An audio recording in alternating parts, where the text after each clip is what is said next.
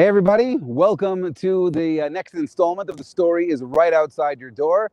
I'm your host, Yoni from Holster Mountain Tours.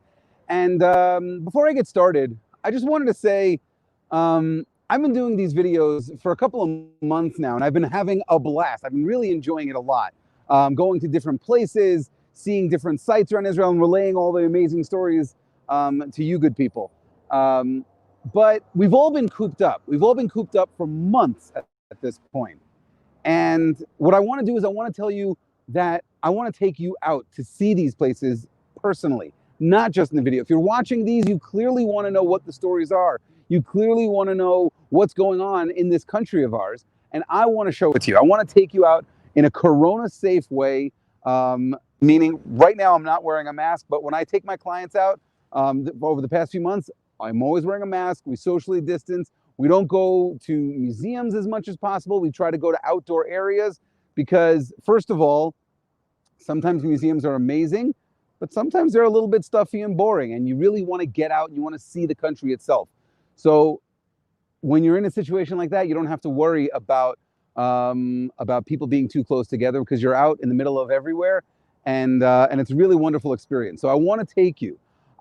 It doesn't matter your level of knowledge, your level of knowledge of history, your level of knowledge of Judaism, whatever your level of knowledge is, I'll be happy to take you. I've taken groups of literally every demographic, every size. I've taken groups of one. I've taken groups of 150. And what I want to do is I want you to reap the benefits of my experience, of my knowledge, and I can tailor all of these stories to exactly who you are. Now, right now, when I tell these stories, I'm doing it live. I'm doing it to an audience that I do get some feedback from, and I love the feedback. I got to tell you, I can't get enough of it. It's amazing. But when I'm standing here in front of the phone, it's hard for me to get a vibe. I can't get a vibe from a phone the way that I can get a vibe from a living, breathing person. And when I have you here, on a tour with me, I can tailor the tour to you. Like if I have kids, I can relate the story to whatever the story might be, to a cartoon. Personally, I relate it to movies that I like. For example, when I go to Ir David, it's a given that when I go to Ir David, I'm talking about Indiana Jones. You got to talk about Indiana Jones when you go to Ir David, and I'll explain why when I take you on a tour there. You got to talk about the Godfather also at a different place in Ir David. There's one spot in Ir David where you must talk about the Godfather. These are just some of the ways that I can connect all of these ideas to the stories that I want to share with you. So what I want you guys to do is keep watching the videos. I'm going to keep on doing these, but I also want you to give me a call and book a tour so that I can take you on a family-friendly, corona-friendly, and just amazingly entertaining and informative tour of this wonderful country of ours. I know that when I moved here, I did not know this much about the country when I first moved here. I'm here now. What are we in 2020? I forget the year. It's like nobody's mentioned what year this is. Obviously, it's 2020. This year is going to go down in the history books as one of the craziest years ever. Yeah. So when I've been here for 18 years. When I moved here 18 years ago, I didn't know this much. I knew a little bit about Israel. I had learned about Israel in high school. I had learned about Israel from a lot of other sources as well, but I didn't know this much. I went and I learned about it, not only in the tour guide course. The tour guide course, I took a couple of tour guide courses actually, and they were all really great. They're all really informative.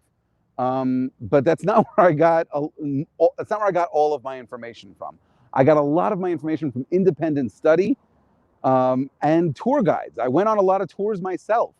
So if you've moved here like I did, and you love it here like I do, and you want to know a lot more about this country just like I did and I do, then give me a call and I'll take you on a tour, and we can uncover all the amazing stories that Israel has to offer. And there are endless stories, literally endless stories that Israel has to offer. And I'm so happy to offer my services to all of you. Just give me a call and I'll set up an appointment, and we can go out on a wonderful corona-friendly tour. That being said, as you can see in the corner of today's graphic, I'm learning how to point properly because it's flipped since so that you can read my t-shirts. No, it's not. That's not why you could do it. But the image is flipped on my phone, and I used to be pointing that way because That's the way it looks for me. But no, I know to point over here. Today is Tu B'Av. What is Tu B'Av? I love these graphics. Jordana, these graphics are amazing. It makes me look like I'm a professional reporter. I've mentioned this one time. I'm here in a vineyard reporting on Tu B'Av. No, today is Tu B'Av. What is Tu B'Av? Tu B'Av is the weirdest modern ancient holiday that we've got. It's an ancient holiday, but it's had an amazing rebirth in modern times. The trivia question. I'm going to ask a trivia question about Tu B'Av. The trivia question is, what two things connect Tu B'Av with Yom Kippur? There are two things. Some of you might know one of them, but there are two things that connect Tu B'Av with Yom Kippur. I'll give you a hint. The answer is right behind me. The answer is actually all around me. You just can't see everything. You can only see the backdrop. But the answer is all around. We'll get to that. If you know the answer, let me know in the comments. Even if you're not watching it live, even if you're watching this later on, because I know that I get a lot more views later on, because live is somewhat difficult sometimes. People have their own schedules. I get that.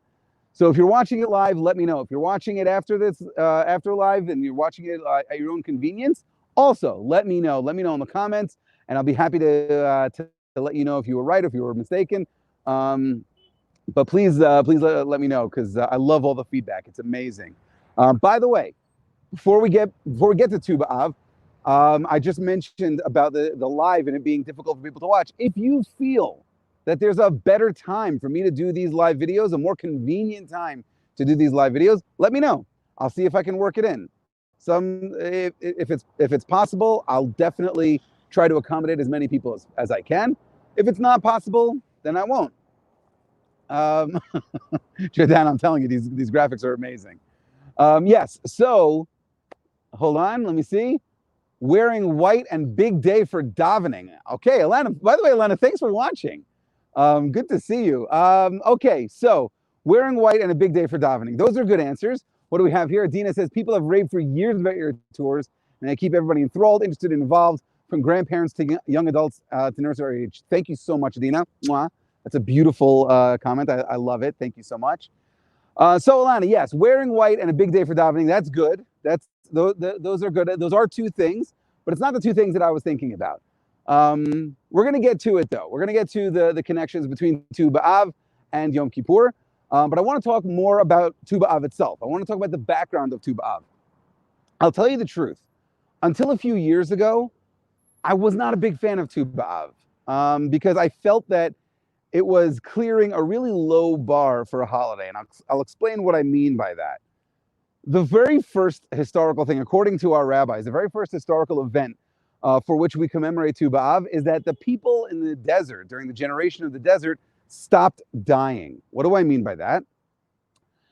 This all goes back to while we were wandering through the desert, and the story goes that Moses sent 12 spies into the land to go and check it out. 10 of those spies came back with a terrible report saying how the land was awful and how it was dangerous and we're never going to be able to conquer it. And the people, the nation of Israel, we all bought into their opinions, and we said, oh my God, these guys are saying we can't do it, then we can't. We got to go back to Egypt. This is awful. And God said, you know what? I'm sick of this. This was the straw that broke the camel's back. We had already upset God a whole bunch of times earlier. And God said, that's it. I'm done with these people. I'm going to just wipe them all out. Moshe's like, whoa, whoa, whoa, whoa. You can't wipe them out. You promised you would take them into the land. And so God says, you know what? Fine. You're right. I promised I would, but not these specific people. Yom Kippur connection, guys. God allows us to come closer to him than usual. Nice. Nice. I like that. And you're going to see how that actually ties in. That idea of a close connection is actually the main theme of Tu B'Av that I'm going to get to in a little bit. I like that, Adina. Thank you. So God says, I'm going to let them, hold on, what do we have? Yes, white and grapes wine. Well, grapes and wine doesn't have anything to do with Yom Kippur, necessarily. Can't have grapes or wine on Yom Kippur. What do we have here? Lo hayu yamim tovim liYisrael kechamisha asar b'av v'yom kippurim. That's right, Judy. Very good. That is one connection that a lot of people know. I'm looking for a second connection that a lot of people might have overlooked. It's something that, I'll get to it. So anyways, getting back to the narrative, God says, fine, I'm going to take this nation into the land of Israel, but not these specific people. These specific people, this generation, is going to die out in the desert. I'm going to have you wander around in the desert for 40 years. It's not because we were lost. I'm going to have you wander around in the desert for 40 years so this generation can die off. Now, that's in the Torah itself. Our rabbis come along in the Midrash and they explain that what happened, and we're going to get a little bit morbid here.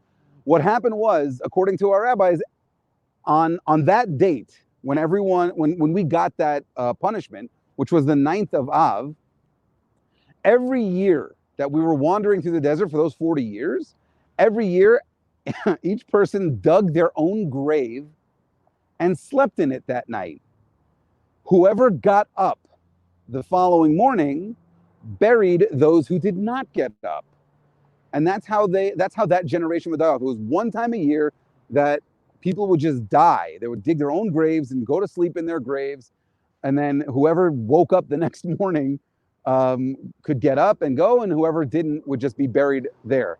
So you gotta make sure that someone wasn't just a heavy sleeper, because otherwise you can have an awkward situation. No, but anyways, it was a morbid thing, but that's apparently what we did for 40 years. Now, in the last year, everyone dug their graves. What do we have here? That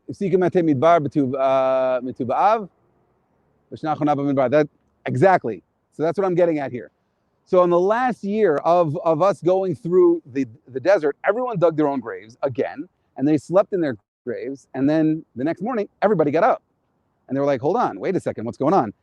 You know what? Maybe we're off. Maybe we don't have the date right." Now, how did they figure out the dates back in those days? They didn't have any calendars. They did it by the moon. So they looked, they said, okay, maybe today was the 8th of Av, and tonight is the 9th of Av, so let's do it again. And they kept on doing it until when? Until they saw a full moon. When the moon was full, they said, well, there's no way that it's the 9th of Av anymore. There's a full moon. The full moon is the 15th of the month. So on Tu B'Av, on the 15th of the month of Av, they realized we're done. This curse is now over. Not curse, but this punishment, this divine punishment is now over. Interesting story, morbid story, but I got to tell you the truth. Like I said earlier, it sets the bar really low for a holiday. We're going to celebrate because a generation stopped dying? That's not exactly salvation. That's not exactly a reason to go and throw a party. All right. So I wasn't a big fan of that. But then I started looking into other things, and I started looking into some of the other reasons as to why we have this holiday of Tu B'Av. And I wrote a little bit of cheat sheet, so I wrote down all the answers. Another reason that we celebrate this holiday is that there's another really cool story in the Torah. There was this guy named Tzlofchad. Tzlofchad only had daughters. And back in the day, I don't mean any offense to any of my female viewers, but back in the day, women didn't mean all that much. So if a guy only had daughters, who's going to inherit for him? His inheritance is just going to disappear because daughters can't do anything with it. So the daughters of Tzlofchad, they went to Moshe and they're like, that's not cool. That's not okay. We want to inherit our father's inheritance, whether it's land, whether it's money, whatever it might be. We want to be the ones to inherit. And so Moshe's like, you know what? That actually sounds like a decent idea. And he checks with God, and God actually tells him all the nitty-gritty rules about all of this. But basically it boils down to this. He says, you can inherit your father's inheritance. That's fine. No problem with that. But you got to marry within your tribe. You have to make sure that you marry within your tribe, so that way your father's territory isn't given away to some other tribe, because that's not fair. In terms of the tribal divisions of things, that's not fair. So you got to marry within your tribe. So for that generation, all marriages took place within the tribe. Meaning, if you were from the tribe of Judah, you married somebody from the tribe of Judah. If you fell in love with someone from the tribe of Zvulun, you're out of luck. If you fell in love with someone from the tribe of Asher, you're out of luck. Can't marry them. You can only marry within your tribe. It was only the following generation that realized we don't have to do that anymore. And it was on the day of Tu B'Av that they made the official call that says they made the official call. Thank you, Adam. Thank you so much. They made the official call that said, from now on, anybody can marry whoever they want from whatever tribe. You can all mingle with the other tribes. And it might sound like that's not such a big deal, but it is. And I'm gonna get back to this. Why, when you combine it with some of the other things that we celebrate on this day, it actually is a really big deal. It was a day that opened up the gates. If I want to be poetic about it, I'll say it opened up the gates of love between the tribes of Israel, so that people could marry within different tribes. Okay, very nice. What do we have here? Adam, let me tell you something. I need to take a break from the narrative to talk about Adam Newman, who's been commenting now. He is one of the greatest human beings I have ever had the pleasure of guiding. I've guided him with his family friends, with his colleagues from work. I still remember Marlon the Magnificent. I've guided him with so many different types of people. He's a pleasure. He's such a pleasure to have as a client, and at this point as a friend as well. It's just such an amazing experience to have it, to be able to call him a friend of mine. So Adam, thank you so much for watching. Thank you so much for being who you are. I love it. Let's get back to another reason as to why we celebrate Tu B'Av. So we did two reasons. Number one, we stopped dying in the desert. Number two, we can now marry between the tribes. Okay, there's actually another story about why we celebrate Tu B'Av, and it also has to do with marriage. And it starts off with an awful beginning. It starts off with a terrible, terrible beginning. There was a civil war. I'm not going to go into the causes of the civil war because that's even more gruesome. But there was a civil war amongst the Jewish people, amongst the tribes. Basically, it was everybody versus the tribe of Benjamin. And Benjamin put up a good fight. Apparently, if you look in the book of Judges, you find out that they were the marksmen. These guys were the sharpshooters of the biblical era, that, you know, whether arrows or spears or slings, whatever it might have been, these guys could hit their mark. They were really good at it. And the rest of the nation of the Jewish people were having a difficult time fighting against them. And it got so bad that they all banded together and made an oath. And they said, we will never give our daughters to marry anyone from the tribe of Benjamin. Remember, this is after we already got the okay to intermarry within tribes. Now everyone's saying, fine, that's okay, but not Benjamin, because those guys are the worst, and we're not going to let our daughters marry anybody from Benjamin. So that was actually a rough call. When the war was over and everyone's starting to come together and make peace with one another, tribe of Benjamin is like, you know, we're like really hurting population-wise. That war like really did a number on us. And everyone's like, well, I'm sorry, but we can't do it. We're not allowed to give our daughters to you to marry. We made a vow. And once again, they decided that was just a one generation thing. And the ruling was on Tu B'Av, on the date of Tu B'Av, the 15th of Av. They said, you know what? Maybe we won't give our daughters over to the tribe of Benjamin to marry, but we'll allow them to marry with them somehow. So what do they do? And this explains why I'm standing in this lovely area of a vineyard today. On the date of Tu B'Av, on the 15th of Av, women would go out and borrow white dresses from one another. Everyone had to borrow. It doesn't matter how rich or how powerful you were. You had to borrow a white dress so as not to embarrass the girls who needed to borrow one. So everyone borrowed a white dress from somebody else, and they would go out into the vineyards, and they would dance in the vineyards. There would be music playing, and they would dance in the vineyards, and men would go out and seek their bride in the vineyard. So it wasn't that the men of the other tribes were giving their daughters. They weren't saying, hey, let's make a deal, like, you know, like Muttal Wool, like the butcher from Fiddler on the Roof in Tevye. If you remember the butcher's name, let me know, because I'm Muttal Kamzoil is the tailor, but I'm talking about the butcher. So if you remember his name, please let me know in the comments. In any case, it wasn't like that. It wasn't like they were making a deal with the father. The girls were just going out on their own, and the guys would go and pick their wife. It was kind of like a biblical version of a Sadie Hawkins dance, where the guys could go and approach the girls, but it was the girls who made the final decision of whether or not they wanted to dance with that particular guy. And I put dance in quotes, nothing lascivious or anything like that, but it was more than a dance. It was intended for marriage rather than just a fun dance. So that also took place on Tu B'Av.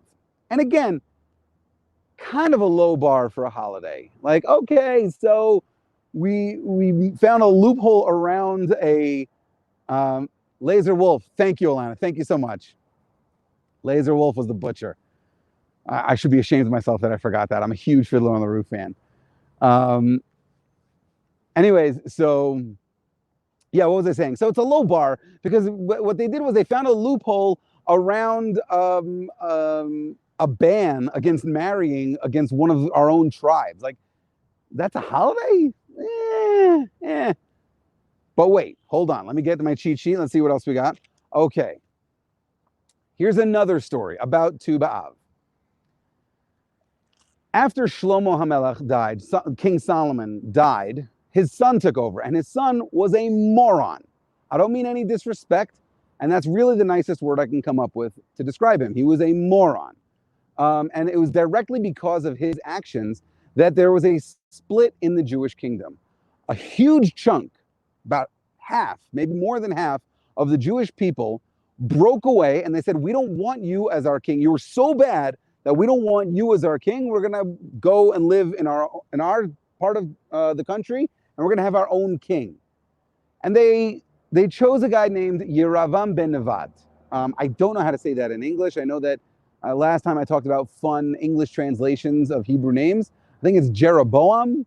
No, is that Yeravam? It might be. I think it's Jeroboam. In any case, he might have been a good politician. He might have been a charismatic guy, but he was a bad person. And he would not allow the Jewish people. What do we got here? When's the part when you break it to death? I didn't borrow a white dress. That's the thing. I would put on a white dress, but I didn't borrow one, so I can't do that. I'm sorry. Sorry to disappoint everybody. So anyway, so Jeroboam was a bad king, and he did not want his citizens, who were Jews, by the way. Well, not Jews, but they were Hebrews. He wouldn't let them go down to Jerusalem. I know I'm already in the fields. I don't have any music here. I'm sorry. Just the beautiful music of the wind blowing through the vines themselves. I get poetic when I'm in nature. Anyways, he didn't let his subjects go down to Jerusalem, to the temple, to the Beit HaMikdash, for the pilgrimage festivals of Pesach and Shavuot and Sukkot. He wouldn't let them go. He actually set up guards at the border to make sure that none of his subjects would go south into Jerusalem for those pilgrimage festivals, which is awful. It's actually a national tragedy. And on the 15th of Av, a king later on, I didn't write down the king's name. A king later on removed those guards. He said, from now on, anyone who wants to go down to Jerusalem, to the temple, you're free to do so. We're still going to maintain these two separate governments, but whoever wants to go down to the temple, go ahead. Again, low bar. Something awful happened. We got rid of something terrible. Is that a reason to celebrate? But it is. Because when you take all of those things together, they all have a common theme. And it's something that Adina mentioned in her comment before. I don't know if it was intentional or not, but it's something that Adina mentioned in her comment before. All of these things have to do with the Jewish people coming together. That there was factioning amongst the Jewish people, and now is the time for healing to begin. Now is the time for everyone to come together. You know, even the people who dug their own graves in the desert, even that was like, okay, you know, there's division, that generation needs to die off. And then that generation is done. Now this generation that everyone that year got up from their graves, this generation is now complete and united, and we're all going to go into the land of Israel together. When the daughters of Tzlofchad asked to inherit from their father, and Moshe said, fine, but you can't marry another generation, it caused an artificial division between the tribes. It put up artificial walls. Like I said, if you loved someone from another tribe, you're out of luck. There's that artificial barrier. And on Tu B'Av, that barrier came down and the Jewish people could unite. Same thing with the tribe of Benjamin. The tribe of Benjamin was ostracized. They were not allowed to intermarry with any other tribe until Tu B'Av. And then they were allowed to come in. They were allowed to unite with everybody else. Same thing with the guards at the border. We're here, you're there. There's a border between us. Not anymore. Now we're one people again, at least religiously. Politically, we were still different, but religiously, we were allowed to unite once again. And it's this idea of coming together, of closeness, which is, in my opinion, it's the theme of Tu B'Av. And just looking at it from that perspective made me love it so much more than just, okay, it's a day that we decided to do those things. It's a day of coming together. And I stopped believing in coincidences years ago. I think that everything is from divine providence. And so I can say I can very safely say it's no coincidence that this holiday takes place 6 days after the awful day of Tisha B'Av, the 9th of Av, where we mourn the division amongst our people. I spoke about this last week about how, yes, it's a tragedy that the temple was destroyed, but an even greater tragedy is the damage done to the fabric of our nation. Well, Tu B'Av, this is a holiday where we can mend that tear in our fabric. So I think that in that respect, the holiday takes on a much, much greater importance in my eyes. It becomes something that, that had a low bar to clear to become a holiday to something that actually has a really lofty purpose to it. And I think that this is a great thing. And in addition to that, because of all of the instances of bans on marriage and then allowing the marriage, whether it was intertribal marriage in the days of Moshe, or if it was the intertribal marriage after the Civil War with the tribe of Benjamin, because those bans were lifted and because it turns into that Sadie Hawkins day when the women would go out into the vineyards and they would dance, modern Israeli culture has picked up on that. And they said, you know what, this is cool. This is a day of love. It's a day of romance. And so in Israel, it has become something of an Israeli version of Valentine's Day. And I used to hate that. I used to hate it because I'm like, no, you're getting it all wrong. That's not what it was about historically. But you know what? Part of the Zionist vision was the idea, I love you, Andrew. I love you so much. Part of the Zionist idea was to form a new Jew. And a lot of religious Jews were scared by that idea, were offended by that idea, because they thought that it meant doing away with everything that was old, everything that we had based on our traditions and our religion and our culture that kept us and guided us through the long 2,000 years of exile. And we're just going to do something new. We're just going to be like any other nation. That was the fear of the religious Jews. But if you look at the writings of Ahad Ha'am and other cultural Zionists, that's not what they were about. They actually were angry at a lot of the pioneers who tried to do that. They were angry at a lot of the pioneers who tried to say, all this religion nonsense is stupid and we're just going to do it our own way. And people like Ahad Ha'am were saying, like, no, don't do that. Don't abandon our rich, beautiful culture that we have. Let's just repurpose it. Let's just reincorporate it. Let's just find a new way to work it into our new modern culture, our new modern identity. And that's exactly what the Israeli people have done. I want to give credit where credit is due. And this is an idea that I heard from Noam Shapiro. Noam, thank you so much. I don't know if you're watching this, but if you are, thank you so much for this idea. It was a few years ago on Facebook. On Facebook, they have these banners for holidays, and they have them for Israel also. And there was a special banner for Tu B'Av. And Noam Shapiro said how wonderful it is that the Israeli people have taken this ancient holiday and given it a modern twist, given it a new breath of modern life. And it really is alive and well in Israeli society today. There are print ads, radio ads, TV ads. My wife just went to the mall and she said it was all over the mall, ads for Tu B'Av, which, if you're in the States, you don't hear about this holiday so much unless you're in a religious construct. Because it's in the summer, it would have to be a summer camp. But otherwise, it comes and goes without anybody noticing. But in Israel, you notice it. It's everywhere. It is a living, breathing holiday that just was almost ignored in the diaspora. So I think that this idea of bringing the Jewish people together, whether it's romantically or culturally or any other way, in my eyes, it makes Tu B'Av into an amazing holiday. And I used to be the Grinch of Tu B'Av, and nowadays I love it. The past couple of years, I have been loving Tu B'Av just for the cultural significance of it all. I think that it's fantastic. Having said all that, all about Tu B'Av, all about how much I love it now, I want to address the trivia question. Judy very correctly pointed out one aspect that connects Tu B'Av to Yom Kippur, and that is, according to the Mishnah in Masechet Ta'anit, it says that there has never been happier days in the Jewish calendar than the 15th of Av and Yom Kippur. I'm wondering why there was no Tachanun this morning, and then Cupid's arrow hit me. Nice, Angel, I like it. Very cute. So the Mishnah says that there were no days on the Jewish calendar that were happier than Tu B'Av and Yom Kippur. And it talks about the wearing the white dresses, it talks about going to the vineyards and dancing, and it's very nice. But why vineyards? You could dance anywhere. And you know what? There's plenty of room here. You can see all the room in between the vines. There's a lot of room, but it's not exactly a dance floor.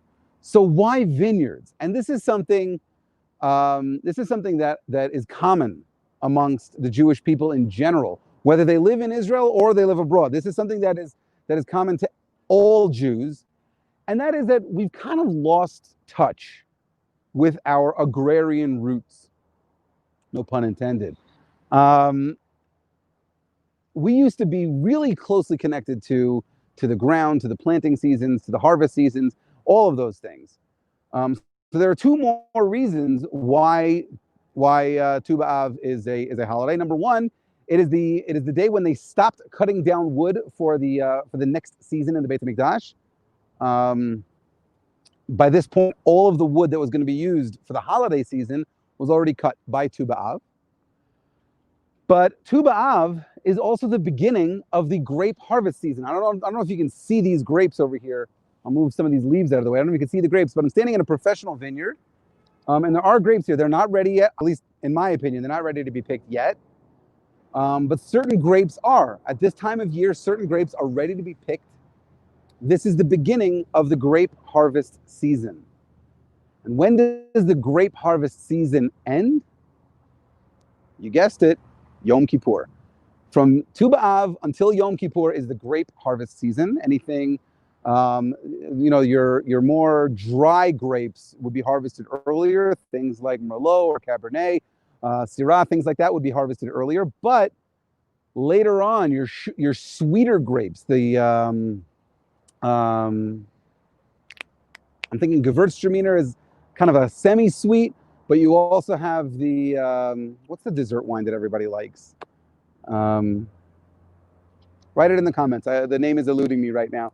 But you have sweeter wines that are harvested later on. And the reason for that is pretty simple.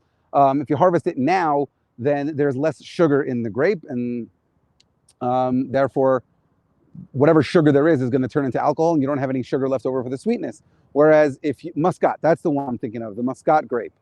If you leave the Muscat grape for later on, it has a lot of sugar in it, so you can have it. You can have some of that sugar ferment and turn into port.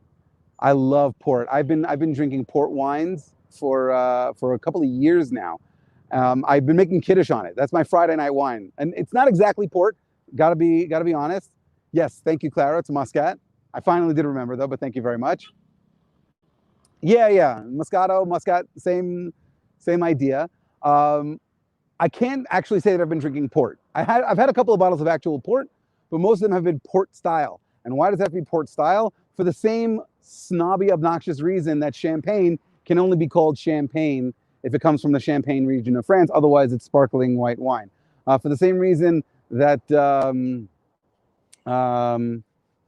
another one. There's not brandy.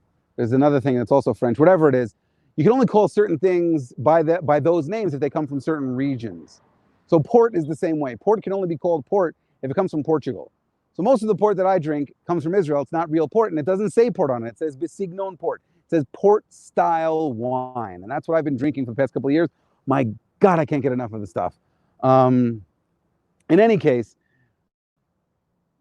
drier grapes are harvested around Tu B'Av-ish, and the sweeter grapes are harvested later on by Yom Kippur. So those are the two connections. The Mishnah in Ta'anit, I think it is, that talks about the 2 days of joy, being Tu B'Av and Yom Kippur. And the other one being that right now is the beginning, today is the beginning of grape harvest season. And grape harvest season ends at Yom Kippur. So there's your answer to your trivia question. So that's a little bit about Tu B'Av. A holiday, like I said, I used to be the Grinch of Tu B'Av, and now I just love every second of it. Let me know how you feel. Let me know in the comments how you feel about Tu B'Av. Let me know what you think about Tu B'Av. Let me know if you've even heard of Tu B'Av, because I know that until a few years ago, yeah, like Andrew, I would skip Tachanon, and I'd be like, why aren't we saying Tachanon? It's Tu B'Av. Okay, and that was the end of it. That was the end of the conversation. I didn't want to look stupid and ask, what is Tu B'Av? So I didn't know anything about it. It was in the summertime, and if you're in school, your teachers could teach you, but you're not in school. You're in camp. Well, I don't know if there's camp this year. I don't know what's going on in the States, but usually you'd be in camp. And so there's no real framework to find out what the heck is Tu B'Av. So let me know. If you were like me and you hadn't heard about Tu B'Av until a couple of years ago, let me know in the comments. If you love it, let me know. If you hate it, let me know. And before I sign off, just once again, I wanna just pitch to you the idea that I really would love to take you guys out on actual tours. Granted, I have fewer clients now than I do on a typical summer. My wife can tell you that it's a strange difference this summer as opposed to any other summer, because usually from early to mid-June until mid to late August, I'm not home. I come home to like swap clothes because because I need to get fresh t-shirts and underwear and things like that. But for the most part, I'm just not home in the summer times. Thank God there's so many groups. There are so many people that want to come, whether it's youth groups, birthrights, family groups, whatever it might be. I'm usually very busy. This is different. Clearly, tourists aren't showing up, and I get that. I totally understand. So I'm speaking primarily to people like myself who are living here in Israel, who moved here to Israel. English speakers, doesn't have to be English speakers. I could do tours in Hebrew, but clearly English just rolls off my tongue easier than Hebrew does. And I wanna show you the country the way I saw it. Just what's today? Today is Wednesday. Just yesterday, I was on a tour, and I went to this place just outside Jerusalem. It was right outside Jerusalem. I said fresh shirts. Yeah, it's a private joke, but yes, I do need fresh shirts. Okay, so I went to this place yesterday, just right outside Jerusalem, which is a really cool place. It's if you're driving out of Jerusalem towards Tel Aviv, you have to go down a hill, but just before you start really heading down a hill, you get off the highway by this place called Shoresh. You pass by Shoresh, and there's a national park there. I think it's named after Yitzhak Rabin. I'm not sure, but there's a national park right over there, and there are some great 4x4 trails and foot trails and bike trails. So it's an amazingly beautiful place to be, just to experience the nature of it. But as with so many other places around Israel, it's not just the nature. There's also stories there. And there's a story of the convoys in 1948 that were trying to get from Tel Aviv to Jerusalem. And when I was there guiding yesterday, I remembered when I was taken there in my tour guide course. And I was told this amazing story about one of our greatest generals, and the guy by the name of Uri Ben Ari, and how he was going there and how he fought there. I remember the story touching my heart. I remember it being an emotional story, and even though it was only related on a tangent to the story that I was telling yesterday in my tour yesterday, I had to tell that story, because if it touched my heart, I wanted to touch your heart also. That's the way that my tours work. A lot of times when I'm with a set organized group, whether it be a birthright or something like that, and we have to go to a place that I don't particularly care for, more often than not, the group can pick up on that, because I'll give the tour and I'll tell all the information. I wish you were here too. I would have the best time with you, because not only would you be able to relate to all the movie references and TV references, but we also have the years of 12 years of school together that we could joke about. But a lot of times people can tell when I don't particularly care about a place. I'll give the information, I'll say, okay, this is what happened here, and I'll put on a fun face about it. But they'll see that spark, that love of the story is not 100% there. But when I do love a place, oh my God, they can pick up on that too. When I get to a place that I just love with all my heart, my groups feel it. My tourists, they know that that I think that this is an amazing place, and they get that. That connection that I have to it. So that's actually one of the most amazing parts, one of the most amazing aspects of setting up a tour just between us, without it being part of a giant program, like the big 5-week youth groups that I really enjoyed doing, and I did enjoy doing them. But one of the benefits of being just between us is we get to pick the places. We get to choose where those stories are going to be. And if I don't like a place, I'll tell you, like, yeah, it's okay. We can go there if you want, and I'll take you wherever you want to go. I'll be happy to. But I'll also tell you, I know that place is good, but I know this place is even better, and you're going to love this. If you like that story, I got one that's even better, and you'll see how much all of my passion will just burst out. My wife tells me that I become a different person when I'm on tour. It's not that I'm a bad person at home, but when I'm on tour, I become a different person, because at home, obviously, I love my family, I love my kids, and I have a great time with them. But I wouldn't say I'm passionate about it. I'm happy, and I'm thrilled to do it. But when I'm on tour, my passion shows. My passion comes out, and that's what I want to share with you guys. So give me a call. Let me know when I can take you on an informative and a passionate tour of this incredible land of ours. And until I get that call, I just want to wish everybody a happy Tu B'Av. And in the words of Chuck Woolery, mwah.